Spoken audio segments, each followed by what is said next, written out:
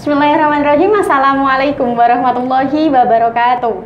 Selamat sore teman-teman Nganu dan Nganan ya. Nganu dan Nganan adalah program tahunan setiap bulan Ramadan yang diinisiasi oleh PAC Ansor, Pimpinan Anak Cabang Ansor Pucak Wangi. Nah, kali ini adalah edisi Nganu atau Nganan. Ayo, Nganu atau Nganan nih? Maunya yang mana Mbak? Boleh semuanya. Ini sepertinya ya pokoknya Nganu dan Nganan ya. Ada ngaji NU dan ngobrol Pesona. Berarti macam-macam ada ya Mbak ya? Nah betul, di sini tuh ada dua programnya, ada Nganu dan Ngana. Nah pemirsa di rumah pastinya sudah tahu karena ini sudah program tahunan. Dan kali ini sore ini pukul sekitar 4 sore saya Supriyati selaku dari pimpinan anak cabang IPPNU, Ikatan Pelajar Nahdlatul Ulama dan Ikatan Pelajar Putri Nahdlatul Ulama kali ini akan memandu jalannya obrolan santai kita nih. Nah, yang akan kita obrolkan sekarang ini berupa apa sih? Nah, kali ini temanya adalah organisasi pelajar sebagai latihan kepemimpinan terbaik. Nah, organisasi itu apa sebenarnya? Nah, organisasi itu sebagai wadah yang berisikan orang-orang yang mempunyai visi misi bersama yang nantinya akan menyatukan visi misi mereka dalam sebuah wadah tersebut dan nantinya akan mencapai tujuan-tujuan yang telah ingin dicapai di awal organisasi tersebut. Nah, kali ini saya tidak sendiri karena ada narasumber cantik hari ini dari pimpinan cabang Ikatan Pelajar Putri Nahdlatul Ulama. Siapa dia? Ini dia Iva Milatul Azaria selaku Wasek organisasi pimpinan cabang Ikatan Pelajar Putri Nahdlatul Ulama. Selamat sore. Selamat sore Rekanita. Wah iya Rekanita, selamat sore. Alhamdulillahirrahmanirrahim kita bisa bertemu. Bagaimana kabarnya? Alhamdulillah hari ini karena kita sedang puasa ya. Semoga kita dijaga dari segala penyakit. Nah, puasa kan bikin kita sehat ya. Jadi ya, betul. Saya hari ini merasa sehat sekali di sini. Alhamdulillahirrahmanirrahim. Iya. Bagaimana puasanya? Ini sudah hari keberapa ya? Hari keberapa? Aduh, hari keberapa Mbak? Hari keberapa?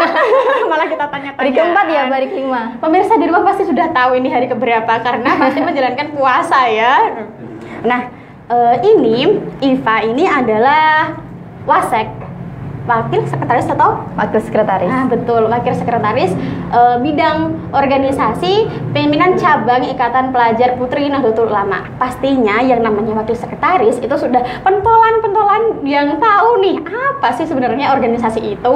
Nah sebelum kita berbicara jauh tentang bagaimana organisasi, bagaimana seluk-beluk organisasi yang nantinya kita akan tahu masalah-masalah yang timbul ketika kita tidak berkecimpung dengan organisasi. Nah, kita harus menyamakan persepsi kita nih. Organisasi itu sebenarnya apa? Menurut Rekanita Iva, organisasi itu apa? Oke. Ini saya panggilnya Mbak atau Rekanita? Boleh terserah saja. Bagaimana gampangnya? Jadi gini Mbak, kalau misalkan pengertian organisasi secara umum tadi Mbak Yati juga sudah menjelaskan ya bahwa organisasi ini adalah sekelompok orang yang memiliki tujuan bersama. Nah, kemudian kalau menurut saya organisasi di sini adalah selain memiliki tujuan yang harus dicapai bersama tadi, juga merupakan sebuah wadah. Wadah apa ini teman-teman?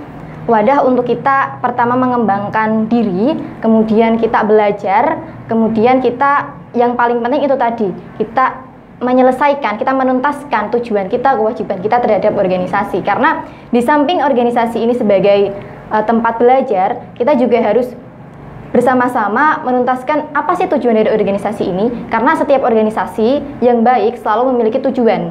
Begitu Rekanita, begitu Mbak. Oke, betul. Nah, organisasi yang baik adalah organisasi yang punya tujuan. Nah, dan orang-orang yang berada di organisasi tersebut pasti sudah punya tujuan bersama ya Rekanita. Iya, betul sekali. Beranjak dari organisasi. Nah, karena temanya adalah organisasi pelajar sebagai latihan kepemimpinan terbaik. Nah, setelah kita berorganisasi, kita melatih diri kita nih, bagaimana kita berorganisasi yang baik, bagaimana kita bisa mengorganisir diri kita sendiri, bagaimana kita bisa membawa organisasi ini ke tujuan yang kita cita-citakan bersama. Nah, setelah organisasi, maka kita akan menyamakan persepsi kita tentang kepemimpinan nih. Nah, kepemimpinan itu menurut Rekanita IVA itu apa? Biar teman-teman dan penyimak di rumah juga tahu nih. Oke, baik, begini teman-teman. Kalau misalkan ditanya kepemimpinan secara khusus, mungkin sesuai dengan pendapat ini mungkin ini akan menjadi banyak sekali teori ya. Cuma di sini menurut saya kepemimpinan ini adalah kemampuan seseorang yang pertama itu untuk mengatur dirinya sendiri, kemudian kedua itu dan bersikap kepada orang lain. Itu yang paling penting. Kepada diri sendiri dan kepada orang lain. Ketika dia sudah bisa memanage dengan baik, mengatur yang ada pada dirinya, itu sudah bagus dan bisa disebut dengan kepemimpinan menurut saya. Tidak harus melulu mempengaruhi orang, tidak harus selalu melulu mengajak orang, bukan. Tapi ketika dia sudah cukup bisa mengatasi dirinya dan orang di sekitarnya, itu sudah cukup disebut sebagai kepemimpinan menurut saya. Oh, oke. Berarti pemimpin yang baik itu bukan tidak harus memimpin orang lain terlebih dahulu, tapi bagaimana dia bisa memimpin dirinya sendiri, begitu ya. Betul sekali. Karena yang paling utama memang kita harus bisa memimpin diri kita sendiri. Betul, ya. Kalau memimpin diri sendiri saja belum bisa ya kan? Belum ya dalam belum itu kan masih belajar. Bagaimana mau memimpin orang lain nih? Nah, dan begini Mbak. Sebelum kita memimpin diri sendiri, tentunya kita juga harus kenal sama diri kita sendiri. Dan kebetulan saya mengenali diri saya itu melalui organisasi, melalui bertemu orang banyak, kemudian senggol-senggolan masalah sama orang lain. Jadi alhasil lama kelamaan saya tuh kenal diri saya sendiri. Oh, saya tuh kayak begini. Nah, itu yang bisa membuat saya sedikit demi sedikit belajar untuk mengatur diri saya sendiri, kemudian untuk mengatur, membatasi saya bersikap kepada orang yang lain, seperti itu Mbak. Oh, berarti ini istilah terbentur ya, bisa jadi seperti itu ya. Wah, bener. Karena di organisasi itu kan gini ya, tidak melulu yang kita temui itu satu persepsi dengan kita, karena memang ya berbeda latar belakang, berbeda pemikiran, berbeda pemikiran itu tadi yang nantinya harus kita samakan persepsi itu di dalam suatu wadah yang namanya organisasi itu. Nah, yang kalau misalnya sama-sama kalau dari latar belakang yang sama, dari persepsi yang sama, wah nantinya malah nggak ada tuh yang namanya terbentur. Nah, nanti bakal flat gitu jalannya, datar sekali. Yang namanya organisasi tuh pasti harus ada tuh yang namanya kayak ya kerikil-kerikil kecil, masalah-masalah kecil tuh. Justru itu yang bikin kita telaten gitu ke depannya menghadapi ini itu. Nah, kalau yang namanya perjalanan nggak ada kerikil-kerikilnya itu nanti mulus-mulus aja loh, nggak enak banget gitu nggak sih? Nanti nggak ada yang diceritain kepada yang dibawa-bawa kita ya. Nah, betul. Nah, ngomong-ngomong yang diceritain nih, Rekanita IVA ini sudah berapa tahun berkecimpung di PPNU? Kalau di IPPNU itu sudah dari kelas 2 SMP ya Mbak ya. Wow. Jadi dulu itu berawal dari ranting, memang dari desa. Awalnya tidak tahu, terus kemudian ikut pengkaderan, ikut pelatihan, dan akhirnya bisa menemukan ruang yang tepat untuk bergerak di IPNU IPPNU ini. Karena yang namanya organisasi kan cocok-cocokan ya Mbak ya. Betul. Kebetulan saya di IPNU IPPNU ini cocok gitu, dan saya bisa mengembangkan apa yang ada di diri saya dengan baik. Jadi wah, ini berarti memang satu hal yang harus saya teruskan, begitu kan? Betul. Nah, karena sudah dari kelas 2 SMP atau MTS nih, kita minta Rekanita IVA untuk bercerita bagaimana perjalanan organisasinya di IPPNU sampai pada saat ini. Sharing ya? Iya, di cerita santai aja ya Mbak ya? Betul. Jadi dulu itu awalnya mungkin sama seperti teman-teman yang lain, saya tuh diajak kan, ayo ikut kegiatan di musola yuk gitu kan. Kegiatan apa Mbak? Udah ayo berangkat dulu, kan kita tidak tahu ya. Nah, kemudian berangkatlah itu. Selang 1 tahun itu masih orang-orang yang ya udahlah ayo ikut daripada di rumah gabut. Ikut-ikutan gitu berarti. Ikut-ikutan. Nah, kemudian di tahun yang kedua ini saya diarahkan untuk ikut pelatihan ini, untuk ikut pelatihan itu. Dia ikut ini ya, dia ikut itu ya. Oke, berangkat gitu kan. Nah, dari sana, dari bertemu dengan orang-orang hebat yang mengasih kita sedikit ilmunya, saya kemudian belajar dan saya pengen punya keinginan saya harus bisa membagi ilmu dan pengalaman saya seperti mereka gitu kan. Kemudian saya mencoba mengenal lagi IPNU IPPNU ini seperti apa. Kemudian di awal-awal saya kenal, saya itu diamanahi menjadi ketua PAC pada saat itu. Pejabat ya kayak menggantikan selama 1 tahun karena ketuanya pada saat itu tuh kuliah kan, kuliah di Salatiga, jadi saya menggantikan sebagai ketua PAC. Nah, di sana di PAC ini saya belajar betul tentang bagaimana kita bersikap kepada orang, kemudian bagaimana seorang pemimpin itu memberikan pengetahuan-pengetahuan kepada mereka, bagaimana seorang pemimpin itu mengajak orang-orang itu untuk ikut serta membantu pemimpinnya. Nah, itu di situ saya belajar, Mbak. Kemudian di misioner dari ketua, lulus sih ya biasanya. Setelah masa jabatan saya habis, itu saya beranjak ke Dewan Koordinasi Cabang CPKPP. Mungkin kalau di Ansor ini seperti Banser ya Kak ya. Oh, nah, di situ. Nah, hebatnya itu adalah di 2 tahun itu, 2 tahun saya menjabat sebagai komandan, 2 tahun yang memang penuh dengan gunung lembah, gerunjalan-gerunjalan itu Mbak Yati, saya tuh bisa menemukan diri saya sendiri. Kayak, oh, saya tidak perlu menjadi orang lain untuk menunjukkan saya siapa gitu, cukup jadi diri kita sendiri. Kemudian di situ saya benar-benar belajar kepemimpinan, belajar berkomunikasi dengan orang lain, belajar bersikap, belajar legowo terutama ya. Dan hal paling penting yang saya pelajari ketika 2 tahun ini adalah bahwa hidup dengan orang lain itu kita tidak boleh egois. Jadi setidak suka apapun kamu sama orang lain, ketika di organisasi ya kita harus legowo gitu ya Mbak, kita harus menerima karena kita juga hidup bersinggungan dengan orang lain. Dan alhamdulillah di organisasi ini cukup mendewasakan saya, bertemu dengan orang-orang banyak, kemudian terinspirasi dari orang-orang yang berbicara di depan saya, yang menceritakan hal secara personal kepada saya, dan yang lain-lain itu. Hingga saat ini saya diamanahi sebagai wakil sekretaris organisasi, dan itu adalah hal yang wah, ini perjalanan yang harus saya jaga sampai hari ini. Dan oh ya, bonusnya hari ini kemarin di reshufflean pimpinan wilayah, alhamdulillah saya diamanahi juga sebagai salah satu pengurus bantu ya Mbak ya di pimpinan wilayah di Dewan Koordinasi Wilayah, seperti itu. Wih, mantap sekali ini pengalamannya dari ranting beranjak ke PAC, beranjak dari PAC ke PC. Nah, sekarang di pimpinan wilayah. Alhamdulillah. Semoga bisa mengemban amanah dengan baik dan tetap yang namanya pasang surut itu kan ada ya. Tetap dijaga tuh stamina-nya di organisasi. Nah, kalau di sini kita tidak usah berjauh-jauh ya. Di sini saja yang paling dekat dengan Pucak Wangi. Masalah-masalah yang ada di Pucak Wangi itu seperti halnya begini. Minimnya para pemuda yang sadar mengenai organisasi. Jadi di sini itu memang ya karena faktor geografisnya, karena tempat letak geografis di antara Pucak Wangi itu sendiri karena jauh sekali, maksudnya jarak dari desa ke desa, desa ke kecamatan itu bisa dikatakan jauh karena pencar-pencar gitu ya, nggak yang satu lingkup langsung satu kawasan gitu, nggak. Nah, mungkin itu menjadi faktor yang utama untuk organisasi. Misalnya begini, kalau kita ada kegiatan organisasi nih, rumah saya jauh nih Kak, rumah saya jauh, jadi kalau untuk kesana nih kayaknya belum bisa. Nah, di samping itu begini, mungkin ada beberapa faktor dari orang tua yang mungkin belum tahu dan belum diberitahu oleh anaknya yang mengikuti organisasi itu begini, bahwa saya ikut ini itu adalah hal yang positif.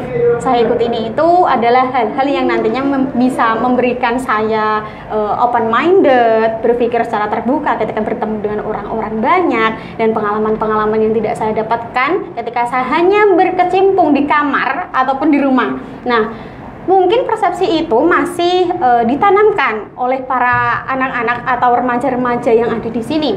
Karena yang kita lihat, yang saya lihat sendiri itu bahwa memang masih minim para remaja-remaja, apalagi khususnya perempuan nih. Nah, perempuan-perempuan di Pucak Wangi atau remaja-remaja putri di Pucak Wangi itu seperti belum menemukan wadahnya. Nah, belum menemukan wadahnya sehingga mereka itu untuk minat organisasinya itu memang bisa dikatakan tidak banyak.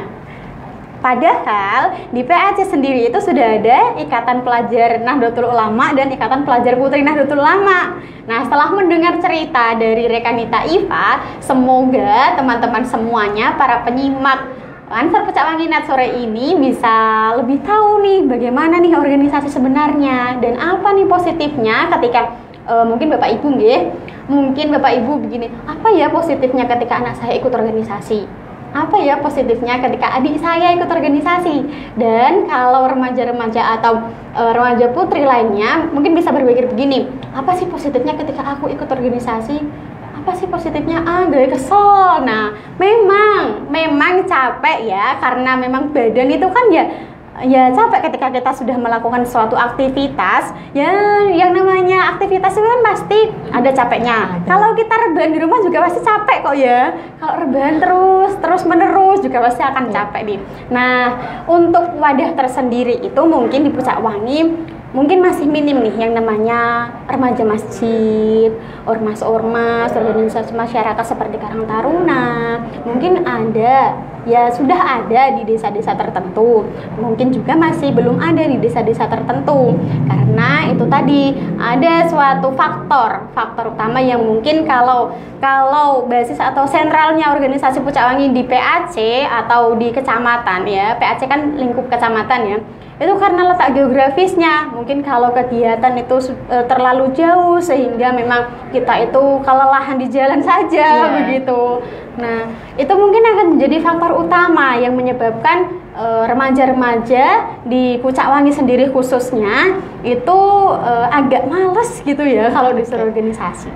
Begini Mbak Yati, permasalahan misalnya permasalahan dengan orang tua ya, kita cerita satu-satu ya Mbak. Dulu saya ketika awal-awal tuh juga ditentang karena dulu di desa saya kan Ibnu PNU juga rada susah ya, jadi saya tuh memang dulu selalu turun ke PAC untuk ikut organisasi. Jadi dulu itu sempat suatu malam itu saya pulang itu terlalu malam gitu kan, dia dibukain pintu. Nah, cuma besoknya saya minta maaf gitu, ya Bu ini aku juga Ibnu PNU juga supaya aku juga bisa ini itu, tak kasih pengertian gitu. Nah, kelamaan ternyata ketika orang tua itu mengetahui perkembangan si anaknya ini tentang yang dibawa pulang ke rumah ternyata hal-hal yang baik gitu. Ternyata sikapnya kian kesini tuh kian baik. Nah, lama-kelamaan orang tua itu akan mendukung. Contohnya seperti cerita kemarin yang baru saja terjadi Mbak. Jadi salah satu tetangga saya tuh ngoyak saya gitu loh. Ngoyak bahasa Indonesianya apa sih? Ya kayak gesai gitu loh Mbak. Nah, pulang acara, wih cah NU gitu kan. Nah, aku diem aja itu sambil nonton motor kan ya. Ujuk-ujuk ini yang ibuku tuh gini, ya orang NU ya nggak apa-apa Bu, orang perginya juga palingan juga ke masjid sama ketemu sama kiai-kiai. Kalau ketemu sama kiai-kiai paling kan juga baik digituin. Nah, tetangga saya langsung dah gitu. Nah, dan ternyata di titik itu saya menyadari, oh ternyata orang tua saya hari ini sudah mendukung saya gitu. Karena melihat lingkungan di sekitar saya ini adalah orang-orang solih seperti alim ulama, kiai-kiai. Kemudian yang saya bawa pulang ke rumah ini adalah hal-hal positif seperti entah mungkin saya tidak tahu ya, mungkin ketika di rumah yang saya bawa adalah hal-hal yang membahagiakan seperti bercanda-bercanda. Saya kalau di rumah tuh suka bercanda Mbak. Sampai orang-orang itu menganggap saya tuh anak manja ketika di rumah karena saya suka sekali peluk ibu, kemudian dan lain-lain. Nah, itu yang harus kita garis bawahi. Ketika kita berorganisasi, kita akan bergesekan dengan orang banyak. Kita mungkin juga ada masalah 1-2 ya.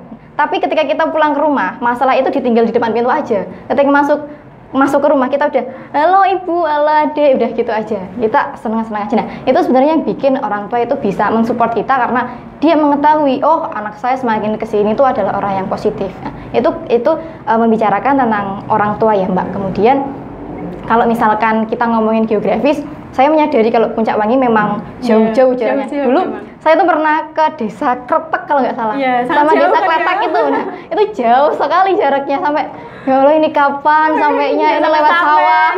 Loh, kok sawah lagi? kok hutan lagi, kok sawah lagi gitu. Ternyata di sini masih ada desa ya gitu. Nah, tentu saya menyadari bahwa memang ini menjadi tantangan sendiri bagi teman-teman Pucak Wangi khususnya organisasi pelajar ya, untuk tentang bagaimana sih mengkader yang baik gitu. ketika sentralnya itu ada di PAC, sedangkan tenaga di PAC ini nggak seberapa gitu Iya, kan. betul. Nah, solusi yang bisa diberikan oleh teman-teman PAC adalah yang pertama, kalian harus yakin kalau IPNU PPNU itu adalah organisasi yang baik, organisasi yang ya seperti yang ibu saya bilang tadi, meskipun kumpul kan kumpulnya tetap nggak jauh-jauh sama Pak Kiai, ibu Nyai gitu. Kemudian kita yang sebagai pengurus ini harus kreatif, Mbak. Misalkan pendekatan kita ke lewat sekolah-sekolah itu susah, berarti kita personal lewat ke murid-murid yang sekiranya bisa diajak. Begitu. Memang ketika babadalan itu adalah hal yang tidak mudah ya. Dulu PC IPNU PPNU Pati sebelum 2 periode ini itu adalah periode yang benar-benar babadalan dulu. Ketua Salman dan kawan-kawan pada saat itu tuh memang mencoba segala metode, sebelum menjadi ketua ya. Benar-benar mencoba segala metode, dari metode jagung-jagung, metode bertemu ini, kemudian mencoba ini, mencoba itu, dan sampai akhirnya Ketua Salman, dimisioner ketua ya, itu menemukan metode yang pas sampai dan diterapkan sampai hari ini. Nah, maka dari itu semoga hal yang sudah dicontohkan perjuangan cabang pada saat itu, saya dulu menyaksikan juga, Mbak, karena saya dulu juga di PAC kan, menjadi motivasi nih buat teman-teman PAC Pucak Wangi bahwa yang namanya babadalan itu mungkin memang banyak sekali tantangannya ya. Tapi teman-teman, kalau misalkan kita sudah menemukan metode yang pas, itu hasilnya itu nanti akan mengalir dengan sendirinya, gitu Mbak Yati. Ya, karena yang namanya babadalan itu kan pasti kalau sudah dibabat, jalannya pasti akan sudah terbuka nih, sudah terbuka lebar nih. Jadi yang belakangnya tuh tinggal ngikut aja. Iya, betul. Kemudian kalau misalkan ngomongin organisasi ya, menurut saya semua organisasi itu baik, Mbak. Soalnya saya kan juga Pramuka juga pernah ikut, kemudian OSIS juga pernah ikut, Karang Taruna ini juga proses, kemudian organisasi di SMA, di madrasah. Jadi kurang lebih saya memang merasakan gitu perbedaannya, persamaannya, tapi yang pasti organisasi ini sebenarnya hanyalah wadah yang menyediakan kita tempat untuk berkembang. Nah, yang menemukan kecocokan berkembang itu adalah kita sendiri sebenarnya, dengan cara mengenal diri sendiri dulu. Nah, mengenal diri sendiri itu adalah dengan proses. Nggak mungkin kita semalam langsung, oh yo aku ini, namaku ini, aku bisa ini itu, enggak. Tapi kita harus bertahap. Kita harus mungkin berpapasan dengan orang-orang lain yang berbeda dengan kita. Nah, itu nanti yang bakal menambah ini pemikiran-pemikiran di kita. Jadi kita nanti jadi orang yang berpikiran terbuka, gitu Mbak Yati. Ya, betul. Padahal yang namanya semakin kesini nih masa depan, nah semakin dibutuhkan yang namanya pemimpin baik. Nah, lahirnya pemimpin baik itu kan tidak serta-merta langsung bejudul kalau bahasanya ya, nggak bisa tuh kayak gitu. Seperti yang dikatakan rekan Iva tadi, kita proses mengenal diri sendiri itu saja tidak gampang. Tidak dalam satu malam langsung kita bisa mengenal diri kita sendiri, tidak, apalagi menjadi pemimpin yang baik. Nah, maka dari itu organisasi pelajar itu memang sebagai basis sentral atau sebagai latihan kepemimpinan yang terbaik. Nah,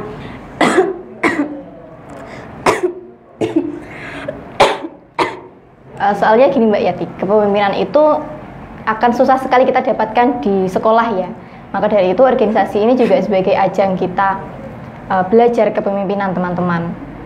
Itu Mbak yang saya rasakan, karena di sekolah belum tentu kita dikasih hal-hal yang seperti itu, tapi ketika kita di organisasi sedikit banyak kita akan belajar tentang kepemimpinan, bersosialisasi dengan orang lain. Karena orang tua saya itu sendiri bilang bahwa ada perbedaan besar gitu antara orang yang mereka ini adalah orang yang tidak pernah bersosialisasi dengan orang-orang yang sering unjuk di depan. Kemampuan bicara mereka ibaratnya kemampuan kayak tegur sapa itu pasti akan beda gitu. Jadi memang kita harus bergesekan dengan orang lain melalui organisasi untuk melatih kemampuan bersosialisasi kita. Ya, semakin sering bergesek akan semakin halus nih ya. Benar sekali. Kita kalau sering bergesekan dengan orang nih ya, meskipun orang itu yang awalnya tidak sama persepsi atau orang-orang yang dalam tanda kutip itu tidak sejalan dengan kita, namun kalau kita sering bergesekan dengan dia atau dengan orang itu ya, individu itu, pasti kita lama-kelamaan akan, oh iya nih, oh iya nih, ya, orang itu pasti akan, oh iya nih, orang ini kayak gini nih, orang ini kayak gini nih. Nah, seperti itu. Padahal masalah-masalah yang ada di sini tadi, yang saya sebutkan tadi, itu hanya masalah kecil. Nah, balik lagi ke diri sendiri ya, ke masing-masing individu. Bagaimana kita mengilhami lah bahasanya, mengilhami. Bagaimana kita berorganisasi, bagaimana kita melatih diri kita menjadi pemimpin. Minimal menjadi pemimpin untuk diri kita sendiri. Nah, masalah-masalah yang mungkin kalau kita ikut organisasi pada awal-awalnya pasti tidak akan mulus seperti yang dikatakan di Iva tadi. Pasti kita akan, orang tua pasti akan bertanya-tanya, anak saya ini ngapain sih kok keluar rumah terus, anak saya ini ngapain sih, apalagi perempuan nih. Nah, untuk teman-teman, untuk remaja-remaja putri yang punya masalah seperti itu atau masih belum menemukan solusi dengan pertanyaan-pertanyaan yang seperti itu, mungkin tips dari Deiva tadi ya, apa saja tadi Deiva bisa disebutkan lagi mungkin? Oke, ini saya berbagi tips dengan teman-teman ya, khususnya perempuan-perempuan yang mungkin masih belum punya motivasi untuk berorganisasi. Begini teman-teman, bahwa berorganisasi ini tadi yang seperti yang saya sampaikan, hanyalah wadah yang mewadahi kita. Selebihnya yang menemukan jalan itu adalah kita sendiri. Jadi kita harus berani berproses, kita harus berani mencoba supaya kita tahu nih, kita lebih tepatnya itu di mana, kita lebih tepatnya itu sebagai apa, seperti itu. Kemudian yang kedua, kita harus meyakinkan kepada orang-orang tentang saya itu bagaimana. Kemudian ketika di rumah kita juga harus pintar-pintar menyebarkan hal-hal yang baik gitu. Karena yang namanya orang tua, Mbak, kalau misalkan anaknya pulang-pulang khawatir ya, misalkan anaknya itu pulang-pulang badannya misalkan ada gimana-gimana, kemudian terlalu larut, itu kan pasti mereka memikirkan hal yang tidak ya. Tapi kita harus mencoba mengasih mereka pengertian. Tapi yang paling penting itu tadi adalah bahwa proses itu tidak selesai dalam 1 tahun. Karena yang sebenarnya kalau misalkan saya ditanya tentang proses nggak akan selesai hari ini, besok atau lusa. Karena proses ini adalah hal yang terjadi berkesinambungan dan berlangsung seumur hidup, Mbak. Jadi entah itu prosesnya nanti kita jadi semakin baik atau kita menjadi semakin buruk atau kita menjadi semakin apa, itu nanti tergantung jalan mana yang kita pilih. Maka dari itu, melalui proses inilah, melalui teman-teman mengenal diri inilah, kalian bakal tahu jalan mana yang akan diambil gitu. Nah, kemudian sebagai pelajar ya Mbak ya, tentu hal akademik itu kita nggak boleh lupakan. Kita tetap harus wajib untuk belajar nih teman-teman, karena diakui atau tidak, yang namanya akademik suatu saat akan menjadi salah satu hal yang dibanggakan ya Mbak. Nah, tapi kemampuan bersosialisasi, kemudian kemampuan memimpin diri, nah ini teman-teman bisa dapatkan di organisasi manapun, organisasi kampus, organisasi sekolah, organisasi masyarakat, organisasi pramuka atau apapun, itu bisa semua. Nah, tapi ternyata setelah saya juga merasakan bagaimana atmosfer di organisasi itu ya Mbak, karena seperti tadi yang saya ceritakan, saya juga sedikit banyak tahu tentang organisasi di Karang Taruna, kemudian di SMA, di sekolah negeri, kemudian di madrasah, kemudian di organisasi yang basicnya bukan keagamaan. Ternyata saya menyadari sebagai perempuan dan saya itu beragama Islam, saya butuh benteng gitu loh Mbak. Benteng apa? Benteng keagamaan gitu loh. Karena saya menyadari bahwa semakin kesini tantangan generasi Z itu bukan hanya tentang pengalaman-pengalaman, tapi tentang ini pengaruh-pengaruh buruk, entah itu pengaruh dari media sosial, dari teman-teman. Nah, maka dari itu tanpa membatasi persosialisasian kita dari dalam ini juga harus punya benteng. Nah, makanya dari itu saya hari ini berkuliah itu memang bergabung di IPNU PPNU karena saya melihat bahwa di IPNU PPNU ini mereka pertama amaliyahnya itu masih ada. Jadi saya, wah ini kalau misalkan saya nggak milih di sini, nanti amaliyah saya gimana gitu. Dan kemudian kemarin ketika saya ikut pelatihan di kampus itu memang mereka memberikan pelatihan-pelatihannya itu memang dari abah-abah, dari bunyai-bunyai, dan itu memang wah ini saya harus berada di lingkungan ini tempat supaya saya ini juga ikut baik begitu Mbak. Maka dari itu benteng ini sangat kita perlukan teman-teman. Nah, dan alhamdulillahnya saya mendapatkan benteng ini itu di IPMI PNU, bertemu dengan Bapak Ibu Kiai, kemudian belajar amaliyah dan bisa melestarikan amaliyah dimanapun saya berada. Bahkan di Semarang yang dunia mahasiswa gitu ya Mbak, yang dunianya sudah luas ya. Dan alhamdulillah saya masih dipertemukan dan diberikan kesempatan untuk merasakan perjuangan IPMI PNU di sana begitu. Nah, maka dari itu teman-teman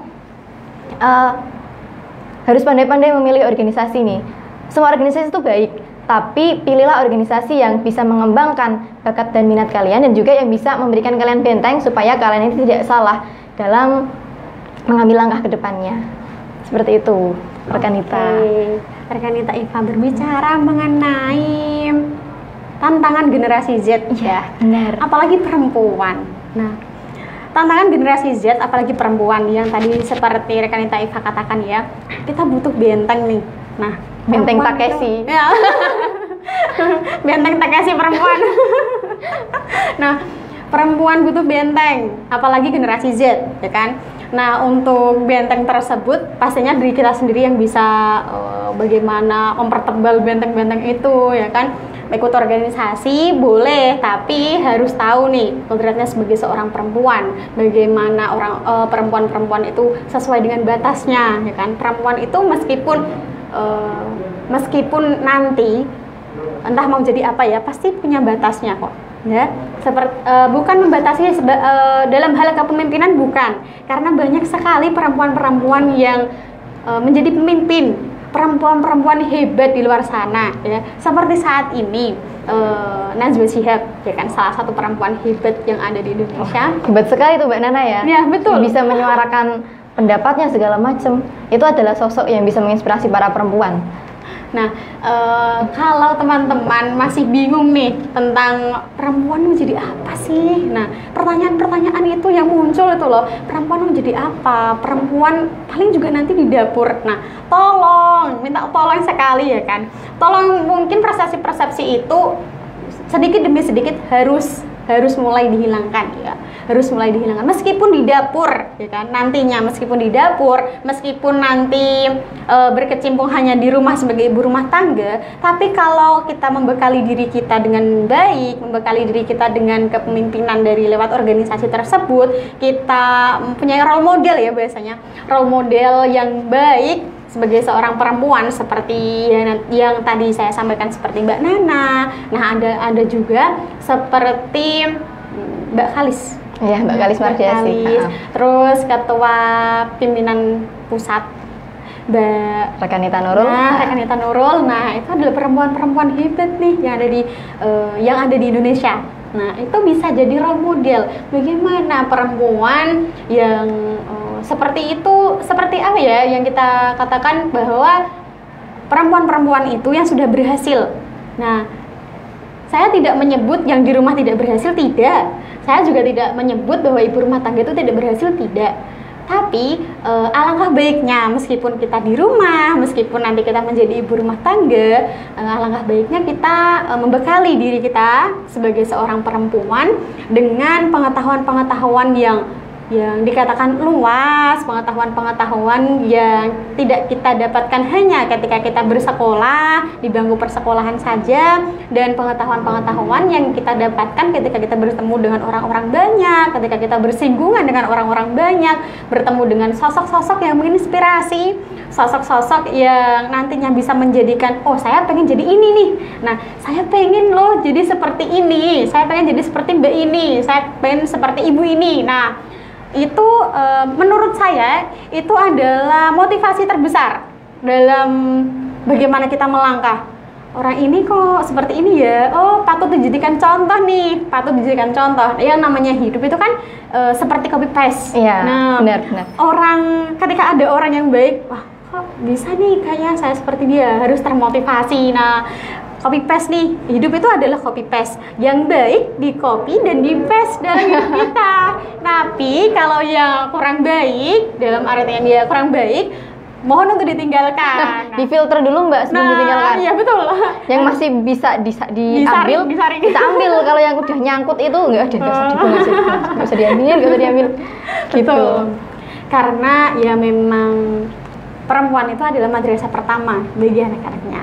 Kalau kita tidak membekali diri kita sendiri sebagai perempuan dengan pengetahuan-pengetahuan yang ya insya Allah cukup untuk bagaimana kita nanti bukan memimpin sih, mengasuh. Nah, mengasuh anak-anak, bagaimana kita berada di dapur, pasti itu ilmu-ilmu organisasi, kepemimpinan, meskipun kita sudah tidak berkecimpung lagi karena notabene kita sudah berumah tangga, ya kan? Kita sudah ya dengan urusan rumah tangga, dengan suami dan dengan anak. Tapi yang namanya ilmu itu kan pasti tetap akan melekat ya. Ilmu, pengalaman itu pasti akan melekat. Pengalaman bisa diceritakan, ilmu diterapkan. Nah, itu adalah manfaat-manfaat yang insya Allah kita rasakan di masa depan, dan semoga saja setiap perempuan atau siapapun lah, tidak hanya perempuan yang ikut organisasi bisa menerapkan ilmu-ilmu yang didapat di organisasi untuk diterapkan di kehidupannya. Terus ada nih, bentar Mbak, aku mau masuk dulu gak? Oke. Ngomongin tentang role model ya Mbak, di Pati sendiri tuh aku ada role model yang beliau ini adalah perempuan karir, kemudian juga anak-anaknya sukses, dia juga alumni orang organisasi. Nah, jadi beliau itu adalah pembina, salah satu pembina ya Mbak di pimpinan cabang. Nah, beliau itu benar-benar definisi dari perempuan itu adalah ibu pertama dari anak-anak, karena dulu beliau itu memang menikah di usia yang bisa dibilang muda ya Mbak. Nah, tapi sebagai perempuan beliau itu benar-benar mendampingi anak-anaknya. Anak-anaknya itu benar-benar diasuh dari makan harus ibunya yang menyiapkan, kemudian bagaimana seorang ibu itu memberikan kebiasaan yang baik kepada anak-anak. Nah, dari situ tuh, dan sekarang Mbak, hari ini Mbak, anaknya kan dua ya, yang satu itu kerja di mana ya, lulusan Jepang kalau nggak salah, pokoknya dua-duanya tuh sukses semua. Dan ketika setiap sekali saya dan teman-teman yang lain tuh berkunjung ke rumah beliau, itu saya selalu mendapatkan gambaran, oh perempuan itu nggak boleh sebatas cuma bisa masak, bisa ini. Karena saya tuh pernah baca bahwa kecerdasan seorang anak itu nurunnya dari ibu. Oh, nah, benar Mbak. Jadi makanya perempuan-perempuan itu harus pertama memperbanyak pengetahuan, dan kemudian harus bisa open minded supaya anak-anaknya nanti yang diasuh itu seenggak-enggaknya kalau mirip-mirip saya gitu loh, mirip ibunya gitu loh. Maka dari itu ibunya tadi yang seperti yang Mbak Yati bilang, madrasah pertama, mereka harus berpendidikan begitu. Meskipun nanti kerjanya cuma di dapur lah, emangnya kalau misalkan kerja kamu di dapur, anak-anak kalau tanya perkalian nanti tanyanya ke siapa? Tetap kan ke ibunya. Nah, maka dari itu pengetahuan dasar harus dimiliki. Maka dari itu teman-teman, carilah pengalaman sebanyak-banyaknya, karena itu nanti yang akan kita turunkan kepada anak-anak. Jujur saya hari ini ya Mbak, itu memang sudah punya kayak gambaran, saya harus bisa pinter supaya nanti anak-anak saya itu jadi anak-anak yang solihah, yang cerdas begitu. Karena itu adalah cita-cita yang tinggi dari seorang perempuan ya Mbak. Jadi madrasah pertama, kemudian membesarkan anak dengan kasih sayang, seperti itu. Kalau bisa begini ya, menjadi role model bagi anak-anaknya. Nah, jadi role model pertama nih. Itu juga berlaku buat yang cowok-cowok ya, supaya nanti ketika anak-anaknya ditanya, tipe cowok kamu seperti apa sih? Yang kayak ayah saya. Tipe cewek kamu seperti apa? Yang kayak mama saya. Kayak gitu Mbak. Nah, jadi mereka benar-benar menemukan model yang tepat itu di orang tua. Makanya orang tua ini harus pintar-pintar mencari pengalaman dan memperbanyak soft skill yang ada di dalam diri mereka supaya mereka bisa jadi sosok yang tepat begitu. Nah, dari itu teman-teman yang masih muda nih harus benar-benar menemukan wadah yang tepat berorganisasi di organisasi manapun. Tapi organisasi yang tepat itu adalah yang bisa menjadi benteng rohani buat teman-teman semua. Begitu Mbak Yati. Oke. Nah, dari IPNU IPPNU kita beranjak nih ke Fatayat.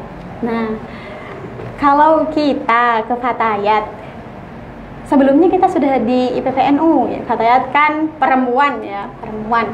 Kalau kita sudah dari IPPNU, mungkin kita tinggal meneruskan ya, betul kan Diva? Betul. Nah, kita tinggal meneruskan bagaimana saya sudah punya pengalaman nih di PPNU, saya sudah punya apa ya namanya, seperti bakat, bukan bakat ya, pengalaman. Nah, betul dasar. sekali, dasar organisasi di PPNU. Nah, kita tinggal melanjutkan nih di Fatayat dan di Muslimat. Nah, kalau nantinya kita sebagai ibu rumah tangga, kita masih tetap bisa loh berorganisasi. Bisa Mbak, bisa sekali. Karena sebenarnya usia itu nggak jadi batas, karena kemarin itu di Pati ya Mbak, itu kan ada acara ibu-ibu Fatayat nih. Acaranya itu nginep 2 hari. Dan menyenangkannya itu adalah mereka pengkaderan, pelatihan itu sambil bawa dedek-dedek. Iya. Nah, yang ngisi materi itu begini. Ya Fatayat itu ya memang begitu, karena memang ranahnya Fatayat kan memang di usia yang sedemikian ya Mbak. Jadi memang hal yang lumrah ketika mereka pelatihan sambil membawa anak, kemudian anaknya sambil digendong, diajak-ajak main, itu hal yang lumrah gitu. Jadi tidak ada yang membatasi kita, karena seperti yang saya bilang tadi bahwa proses itu menurut saya nggak akan selesai hari ini, nggak akan selesai besok ataupun lusa, karena proses ini adalah suatu hal yang berkesinambungan seumur hidup Mbak. Proses itu akan selesai ketika nafas kita selesai, seperti itu. Jadi teruslah berproses di jalan yang benar, di jalan yang baik, di jalan yang diberkahi. Jangan sampai di jalan yang salah. Nah, betul-betul. Nah, berarti sangat relate sekali bahwa tema kita sore hari ini tentang organisasi pelajar itu memang sebagai latihan kepemimpinan terbaik Bukan buat diri kita sendiri ya Mbak, buat orang lain dan juga buat calon anak-anak tadi, kalau kita sampai yang ke belakang tadi.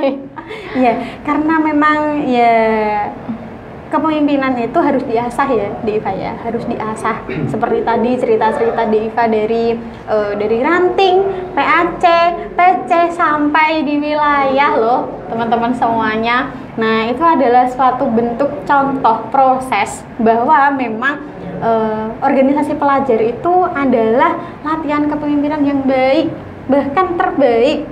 Nah, mungkin Diva begini. Apakah dulu ketika Diva berada di PAC sebagai ketua, mungkin bisa diceritakan apakah ada kerikil-kerikil masalah-masalah dan bagaimana cara penyelesaian dari Diva sendiri? Oke, jadi cerita aja ya Mbak ya. Dulu kan saya jadi ketua itu menggantikan ketua yang sebelumnya ya. Jadi mungkin sedikit banyak dapat tentangan dari berbagai pihak, seperti kayak kok bisa sih si ini yang jadi ketua, kok bisa sih si itu yang jadi ketua, kayak nggak ada orang lain aja kan gitu kan. Nah, kalau masalah-masalah yang seperti itu, jujur saya memang itu bukan ranah saya, karena itu urusan-urusan orang yang meninggalkan amanah kepada saya. Jadi saya tidak terlalu ambil pusing di masalah itu. Nah, kemudian di masalah yang memang di bagian saya itu adalah kepasifan anggota-anggota, pengurus-pengurus sih Mbak ya. Jadi dulu itu saya tuh ketua, tapi di awal-awal saya merasa riwa-riwi itu sendiri. Nah, jadi kayak kok aku nggak ada temen ya, kok gini sih, nah gitu kan Mbak. Nah, kemudian ketika aku menyadari hal itu, aku langsung konsultasi dong sama senior-senior. Kok ini aku ngerasa sendiri nih, gimana ya? Kok aku kayak nggak ada orang. Nah, terus kemudian dikasih solusi, kalau kamu nggak mau sendirian, ajak orang, gitu kan, kader orang. Kemudian aku mencoba ibaratnya ngajak mereka dari kekritisan kondisi di mana aku sendirian tadi Mbak. Kayak aku ke rumah mereka, kemudian memperbanyak chattingan sama mereka, kemudian menceritakan Mbak, PAC itu sebenarnya kondisi gini loh, gini, ada masalah ini, dan aku butuh bantuannya sampean sebelum untuk melanjutkan program-program selanjutnya. Kemudian setelah kita mempunyai persepsi yang sama, aku mulai gini, meninggalkan urusan Mbak, nanti kalau misalkan ada acara ini tolong dihandle ya, aku masih sekolah.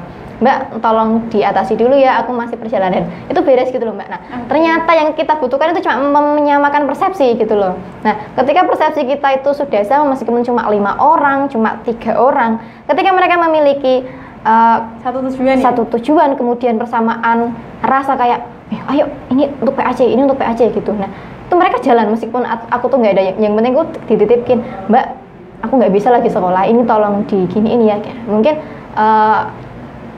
di itu sih Mbak, di awal-awal yang ketidakaktifan pengurus. Tapi alhamdulillahnya di awal-awal aku menggantikan ketua yang dulu jadi ketua itu, adalah ranting-ranting itu sedang semangat-semangatnya. Jadi saya tinggal menyelesaikan masalah di PAC saja. Jadi yang di ranting itu cukup kita lihat dari kejauhan dan kita monitoring secara berkala. Seperti itu sih Mbak. Betul. Nah, kita beranjak ke pertanyaan-pertanyaan. Ternyata ada beberapa pertanyaan nih dari sahabat Facebook Ansar Pucak Wanginet, dari penyimak-penyimak setia. Yang pertama, nanti bisa langsung dijawab ya rekan Itaifa. Jangan susah-susah ya Mbak, dipilih yang gampang-gampang saja. Nah, ya sahabat Facebook, tolong kalau tanya jangan yang susah-susah ya katanya. Yang pertama ada pertanyaan dari Muhammad Irfansyah. Pertanyaannya adalah, tanya Mbak, yang menarik dari organisasi IPNU dan IPPNU Mbak, yang membedakan dengan organisasi lain apa ya Mbak? Jelasin dong biar saya kepincut untuk masuk di IPNU IPPNU. Wah, bisa langsung dijawab ya rekan Itaifa. Oke Mbak Yati. Tadi sebenarnya sedikit banyak sudah saya singgung ya. Sebenarnya semua organisasi itu sama, cuma yang jadi pembeda itu adalah tujuan mereka, kemudian mungkin peraturan-peraturan di dalamnya, dan kemudian itu adalah lingkungan di sekitarnya. Nah, kemudian kalau ditanya keistimewaannya IPNU IPPNU dan kenapa saya pilih, dan kenapa kok saya tuh pilih IPNU IPPNU jadi tempat pengabdian saya, itu adalah karena yang pertama itu tadi saya butuh benteng yang baik. Kemudian kedua, kebetulan di IPNU IPPNU saya bertemu dengan orang-orang baik, bertemu dengan orang-orang yang tepat. Kemudian yang ketiga adalah saya yakin bahwa IPNU IPPNU ini organisasi yang baik karena NU sendiri ini adalah organisasi yang lahir bukan karena makjigagi Mbak, tapi karena pemikiran-pemikiran orang-orang solih, pemikiran orang-orang yang cerdas, dan melalui ikhtiar yang sangat panjang. Maka dari itu saya yakin bahwa IPNU IPPNU ini adalah organisasi yang tepat bagi para pelajar untuk mengembangkan bakat dan minatnya di bidang kepelajaran dan sosial keagamaan, seperti itu. Nah, mungkin sudah terjawab ya, dan menurut saya sudah sangat terjawab dari pertanyaan Muhammad Irfansyah tentang apa yang membedakan antara IPNU IPPNU dengan organisasi lainnya. Nah, tadi sudah dijawab. Nah, untuk pertanyaan yang kedua, ada beberapa pertanyaan soalnya nih dari sahabat Facebook jenengku Kavia Ansori. Nah, kalau sholat 5 waktu kan fardu ain tuh ya. Kalau berorganisasi itu hukumnya apa ya? Nah, bisa langsung dijawab nih rekan Itaifa. Menurut rekan Itaifa mungkin ya. Kalau sholat fardu apa tadi Mbak? Kalau sholat 5 waktu kan fardu ain tuh. Sholat fardu bukannya sunnah muakkad ya? Sholat 5 waktu fardu ain. Iya, fardu ain. Nah, kalau berorganisasi itu hukumnya apa ya gitu? Kalau ngomongin hukum berorganisasi ya, sebenarnya nggak ada ketentuan sih yang kayak berorganisasi bagi pelajar itu wajib, hukumnya itu nggak ada. Tapi kalau misalkan teman-teman itu pengen mengembangkan soft skill dan hard skill teman-teman, kemudian pengen memperluas wawasan, kemudian pengen menjangkau relasi yang lebih luas, dan pengen menjadikan diri sendiri ini adalah orang yang hebat dari luar dan dalam, itu berorganisasi ini wajib hukumnya sebagai sarana untuk mengembangkan potensi diri. Seperti itu Mbak Yati. Oh, berarti balik ke diri masing-masing ya. Niatnya juga harus baik. Nah, betul sangat. Jangan sampai niat organisasi itu untuk cari jodoh, itu bonus, bukan jangan dijadikan niat ya. Ikut IPPNU mau cari jodoh nih. Nah, jadi tapi malah gak dapet jodoh nih. Nah, itu nanti yang bakal bikin kita susah ketika kita nggak dapet yang kita inginkan. Nah, ketika kita niatnya cari jodoh nih di IPPNU, mau cari jodoh biar dapet IPNU. Kayaknya IPNU soleh-soleh tuh. Nah, apalagi yang IPNU misalnya ya, mau cari jodoh di IPPNU, kayaknya soleh-solehah tuh di IPPNU. Ternyata malah nggak dapat. Nah, gimana itu pusing? Aku nggak jadi ikut aku kan udah tuh niatku udah cari jodoh, tapi kok nggak dapet ya.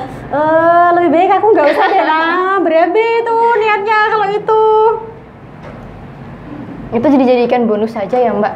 Yang penting yang baik-baik saja kita niatkan untuk mencerdaskan diri kita sebagai bekal kita ke masa depan, karena ke depan bakal banyak sekali tantangan-tantangan, dan di depan dunia kerja itu pasti lebih memerlukan orang-orang yang berpengalaman dalam hal bersosialisasi dan menghadapi orang banyak. Seperti itu Mbak. Betul. Nah, ada pertanyaan yang selanjutnya, pertanyaan ketiga dari Ansor Sekopuluan. Nanya dong Min, gimana cara menyikapi kasus ingin ikut berorganisasi tapi dilarang oleh orang tua? Mohon tips dan triknya. Wah, gimana nih rekan Itaifa? Ya, seperti tadi ya Mbak yang saya ceritakan. Yeah, jadi betul. dulu tuh sempat ditentang banget, kayak organisasi dapat apa sih kan gitu.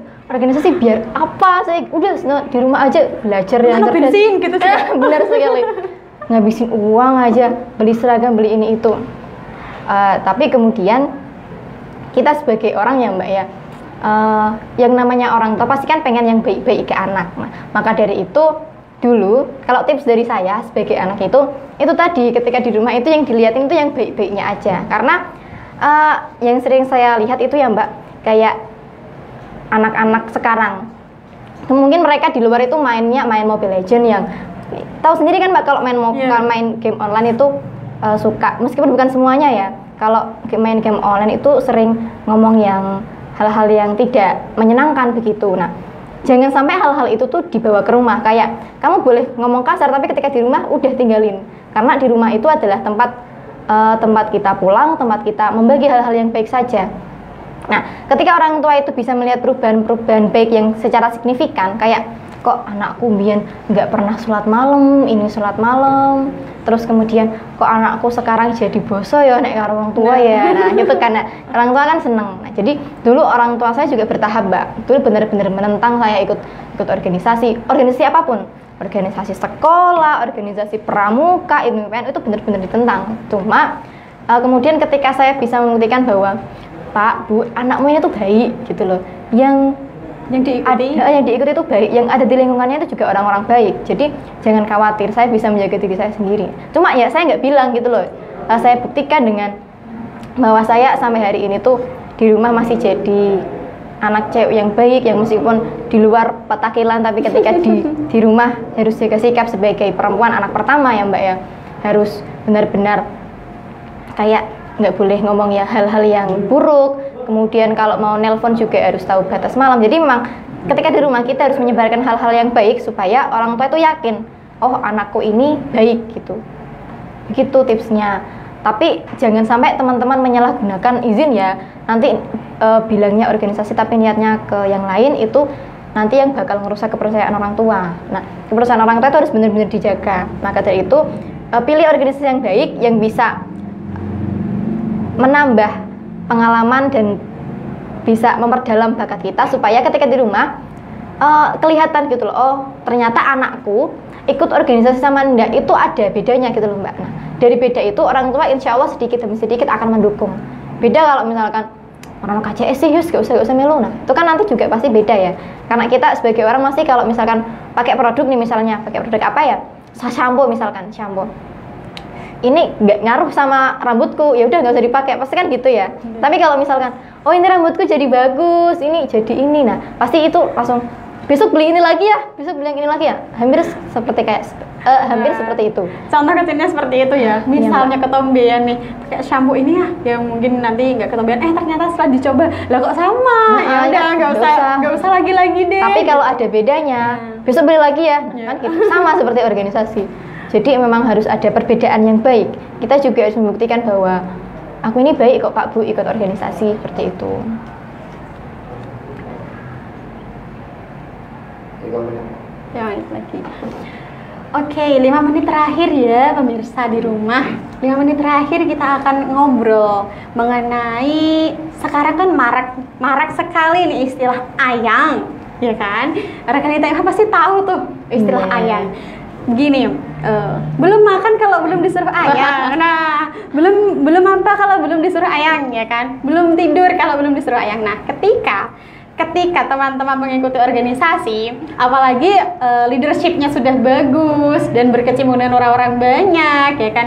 Pasti istilah-istilah nunggu disuruh ayang itu kayak sedikit demi sedikit itu ngapain sih nunggu disuruh ayang, ya gak sih? Kalau misalnya dalam berorganisasi nih nunggu disuruh ayang, ya kita malah nggak maju-maju ya kan. Rekan Itaifa, kalau rekan Itaifa sendiri ada nggak yang cerita-cerita sentilan nih, baik dari PC ataupun dari PAC tentang aku masalah-masalah mungkin ya, aku nggak boleh ikut organisasi nih Kak karena aku dilarang sama pacarku. Nah kayak gitu ada nggak kira-kira Rekanita? Ada Mbak. Wah menarik sekali. Ada cerita yang memang dulu itu ada kasus ya Mbak.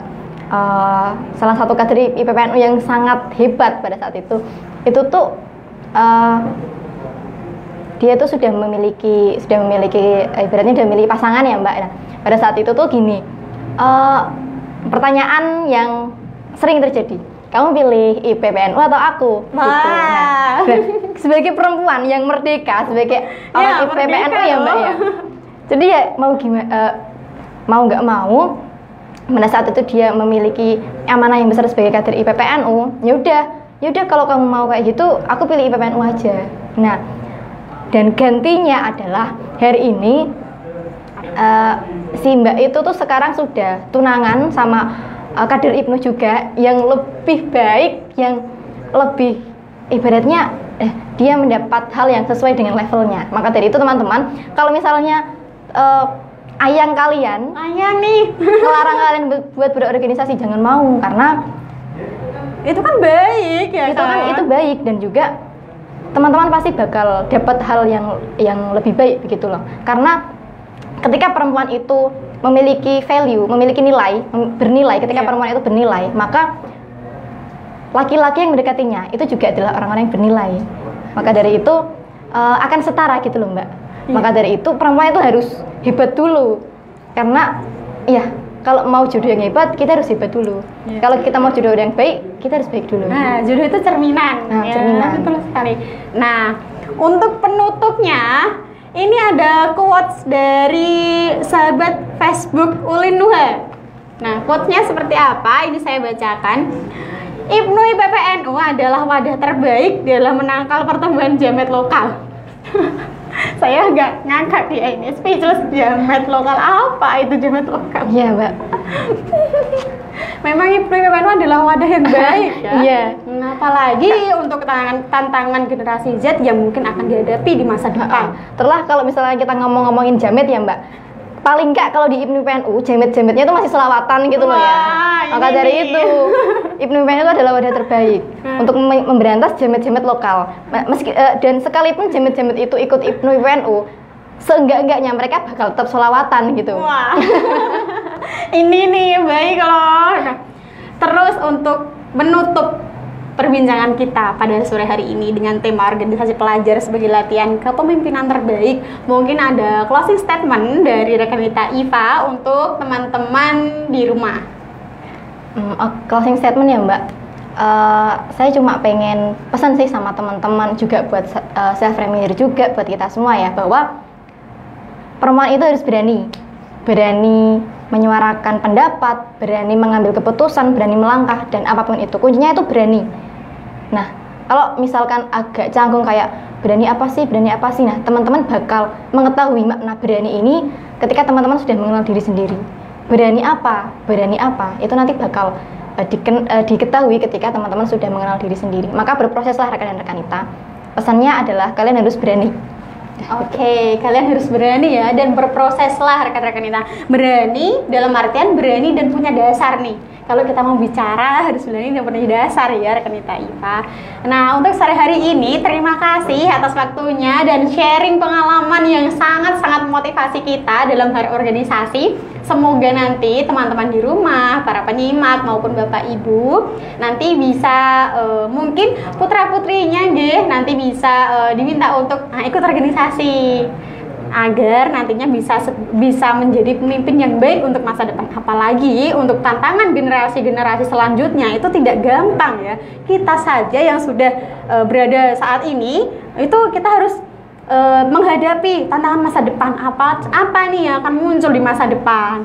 Nah, untuk menutup pertemuan kita, perbincangan kita, mungkin saya akan menyimpulkan sedikit tentang organisasi dan kepemimpinan. Organisasi adalah wadah yang dimana orang-orang, individu-individu bertemu dan menyamakan persepsi dan punya tujuan yang sama. Sedangkan kepemimpinan adalah bagaimana kita membawa diri kita minimal membawa diri kita sendiri lah untuk tidak terbawa arus, terombang-ambing, dan kita tahu nih arah kita mau kemana nih. Benar sekali, Mbak. Nah, mungkin itu yang dapat saya sampaikan. Saya Supriyati sebagai host dan Saya Iva Milatul Azaria sebagai narasumber temannya Mbak pada sore Yati. ini.